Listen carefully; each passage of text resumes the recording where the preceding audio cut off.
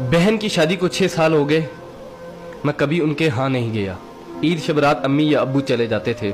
एक दिन मेरी बीवी मुझसे कहने लगी कि आपकी बहन जब भी घर आती है उसके बच्चे घर का हशर नशर कर देते हैं, और आपकी माँ जो हमसे चुप चुपा कर कपड़े, साबुन और कभी कभी को चावल के थैले भी भर के दे देती है।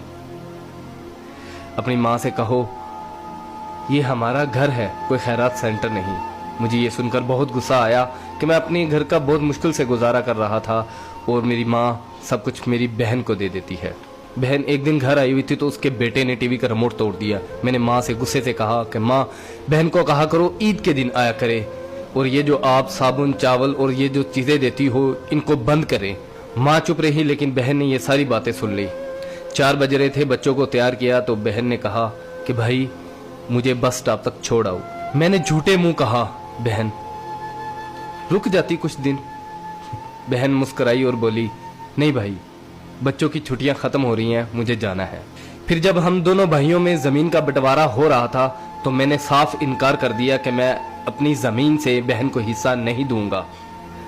तो माँ ने कहा कि बेटी का भी तो हक बनता है। मैंने गाली देते हुए कहा जो कुछ भी हो जाए मैं बहन को हिस्सा नहीं दूंगा। मेरी बीवी ने भी बहन को बुरा भला कहा, वो बेचारी खामोश थी। बड़ा भाई अलहदा हो गया और मेरे बड़े बेटे को टीबी हो गया और मेरे घर के हालात खराब हो गए।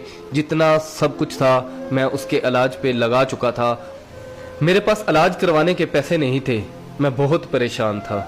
लाखों रुपए लगा चुका था और भूख सर पे थी। परेशानी की हालत में कमरे में बैठा शायद अपने हालात पे रो रहा था। उसी वक्त मेरे घर में वही बहन आई। मैंने गुस्से से बोला ये आ गई मनहूस। मैंने बीवी को कहा कुछ तैयार करो बहन के लिए। बीवी मेरे पास आई और कहा कोई जरूरत नहीं गोश्त और बिरयानी बनाने की। फिर 1 घंटे बाद वो मेरे पास आई।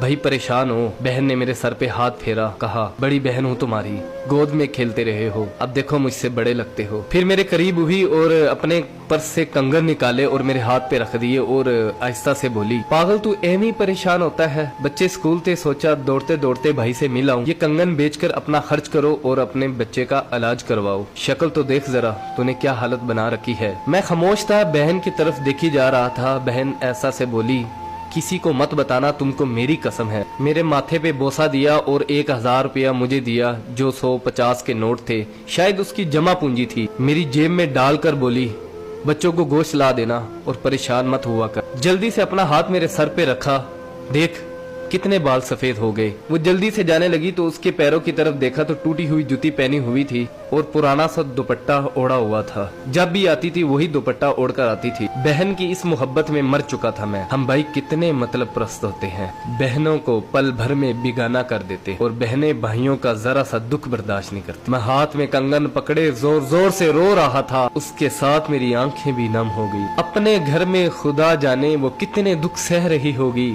कुछ लम्हे के लिए अपनी बहनों के पास बैठकर हालचाल पूछ लिया करो, शायद उनके चेहरों पे कुछ लम्हों के लिए एक सुकून सा आ जाए। बहनें माँ का रूप होती हैं और भाई बाप का रूप होते हैं।